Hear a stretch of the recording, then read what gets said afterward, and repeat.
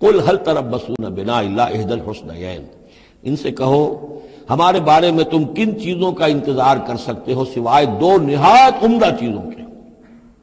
یہ حسنیین کیا ہے؟ احسن، احسن افعل و تفضیل ہوا، اس سے مؤنث بنا حسنا، حسنا کا تثنیہ بنا تو حسنیین، دو نہایت احسن صورتوں کے سوا ہمارے لیے تیسری ہے ہی نہیں۔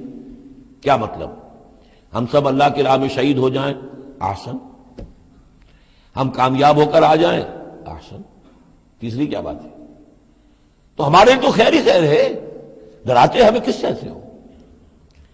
قل لن یصیبنا، قل هل تربصون بنا، یہ تم ڈرا رہے ہو ہمیں اور جو کہہ رہے ہو ہمیں کس چیز کا خوف؟ ہمارے لیے دو انجام ہو سکتے ہیں ممکن، اور دونوں ہمارے نزدیک نہایت احسن ہے۔ اللہ کی راہ میں شہادت مل جائے، شہادت مطلوب و مقصود مومن، نہ مال غنیمت نہ کشور کشائی۔ جو حق کی خاطر جیتے ہیں، مرنے سے کہیں ڈرتے ہیں جگر، جب وقت شہادت آتا ہے دل سینوں میں رقصاں ہوتے ہیں۔